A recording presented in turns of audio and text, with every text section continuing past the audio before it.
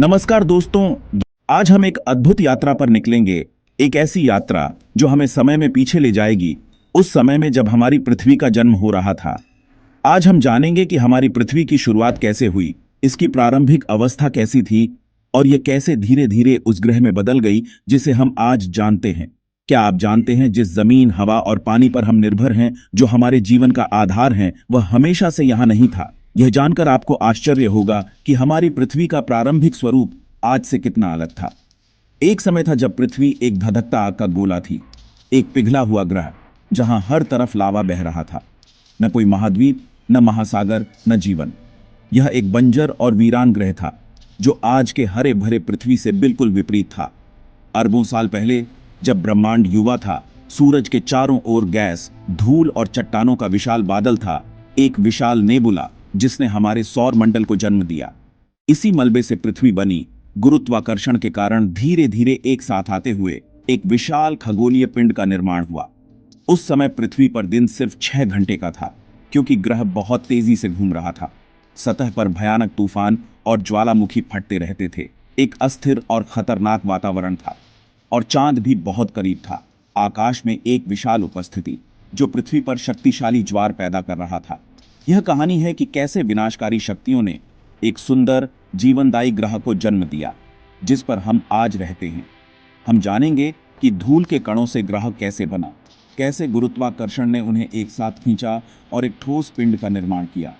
पानी कैसे आया, महासागरों का निर्माण कैसे हुआ और पृथ्वी रहने योग्य कैसे बनी, और जीवन की पहली चिंगारी कैसे भड़की, कैसे सरल अणुओं ने मिलकर जटिल संरचनाएं बनाई और जीवन का विकास शुरू हुआ। तो चलिए तैयार हो जाइए इस रोमांचक सफर के लिए। जानते हैं हमारा घर पृथ्वी अस्तित्व में कैसे आई।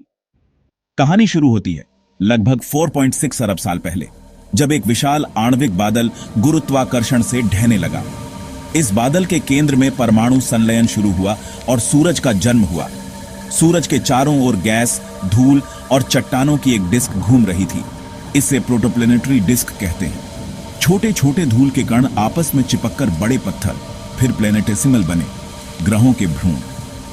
इन पिंडों में लगातार टकराव होते रहे, कुछ बड़े होते गए, बाकी बिखर गए। इन्हीं में से एक थी हमारी भविष्य की पृथ्वी, जिसने आसपास के मलबे को समेटकर आकार लिया। लाखों वर्षों के बाद प्रोटो अर्थ, एक गर्म पिघला हुआ चट्टानी पिंड, अपनी जगह बना चुका था। पृथ्वी का निर्माण पूरा हुआ, एक खगोलीय घटना जो अरबों वर्षों में घटित हुई। लेकिन अपने प्रारंभिक चरण में यह एक शांत और स्थिर ग्रह नहीं था, बल्कि एक विशाल धधकता आग का गोला थी। इसकी सतह पर पिघली हुई चट्टानें और लावा बह रहे थे, जो इसे एक नरक जैसा दृश्य बना रहे थे। सतह पिघले लावा से ढकी थी, जो लगातार उबल रहा था और चारों ओर गैसें छोड़ रहा था।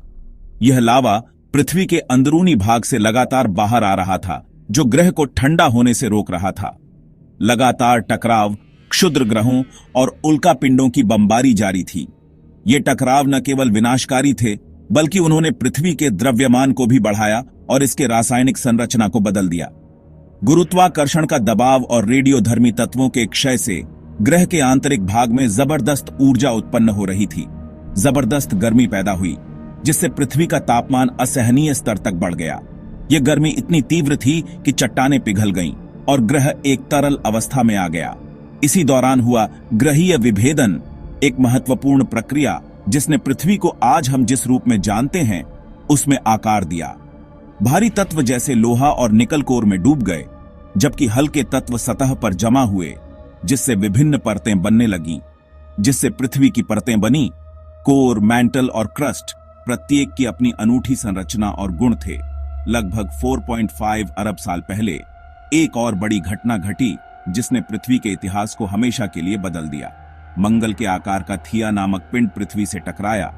एक टक्कर इतनी शक्तिशाली थी कि इसने पूरे ग्रह को हिलाकर रख दिया। इस टक्कर ने पृथ्वी की बाहरी परत का हिस्सा उड़ा दिया, जिससे अंतरिक्ष में मलबा फैल गया, जिससे पृथ्वी की धुरी झुकी और घूमने की गति बढ़ी, जिससे दिन छोटे हो गए और मौसमों का जन्म हुआ।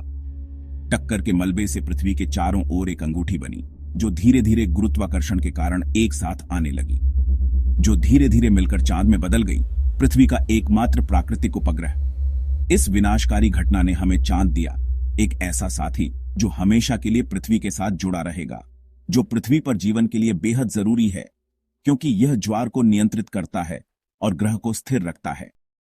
पृथ्वी ठंडी होने लगी, लेकिन सतह पर पानी नहीं था। तो महासागर कहां से आए? एक सिद्धांत है कि पानी पृथ्वी के अंदर हाइड्रेटेड मिनरल्स के रूप में फंसा था। ज्वालामुखी विस्फोटों से भारी मात्रा में जलवाष्प वायुमंडल में गई, जो बाद में बारिश बनकर गिरी। यह बारिश हजारों सालों तक होती रही, जिससे गड्ढे और घाटियां भरकर महासागर बने। लेकिन क्या सिर्फ ज्वालामुखी काफी थे? वैज्ञानिक मानते हैं शायद नहीं। लेट हेवी बॉम्बार्डमेंट के दौरान बर्फीले धूमकेतु और क्षुद्र ग्रह पृथ्वी से टकराए और पानी लाए। इन दोनों प्रक्रियाओं ने मिलकर पृथ्वी को नीला ग्रह बना दिया और शायद जीवन के लिए जरूरी कार्बनिक अणु भी लाए।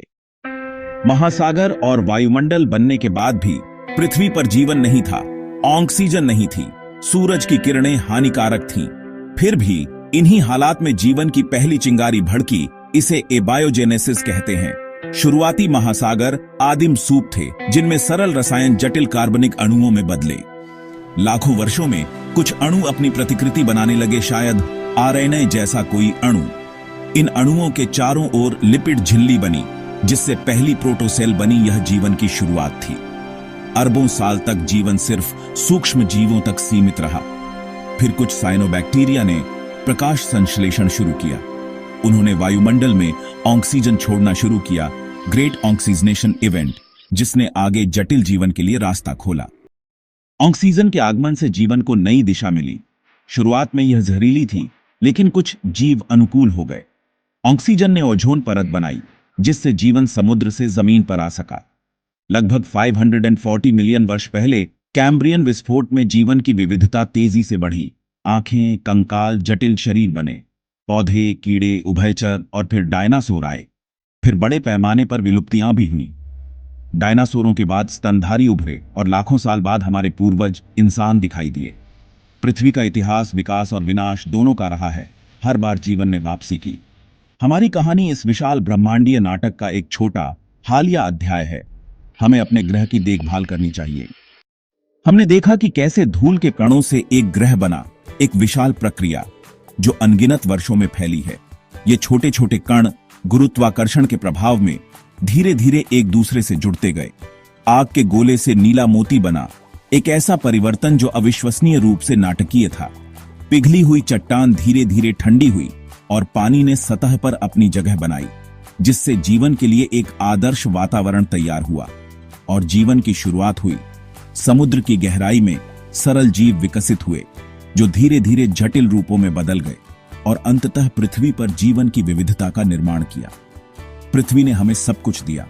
यह हमारा घर है, हमारा पालनहार है और हमारे अस्तित्व का आधार है।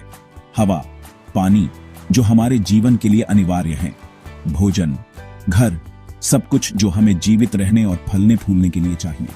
अब इसकी रक्षा करना हमारी जिम्मेदारी है। यह एक ऐसा कर्तव्य है जिसे हमें गंभीरता से लेना चाहिए, क्योंकि हमारी आने वाली पीढ़ियों का भविष्य इस पर निर्भर करता है। आज जलवायु परिवर्तन एक गंभीर खतरा है जो हमारे ग्रह को प्रभावित कर रहा है। प्रदूषण और वनों की कटाई, ये सभी मिलकर पृथ्वी के स्वास्थ्य को खतरे में डाल रहे हैं, पृथ्वी के संतुलन को खतरे में डाल रहे हैं। यह एक नाजुक संतुलन है जिसे बनाए रखने के लिए हमें तत्काल कार्रवाई करने की आवश्यकता है।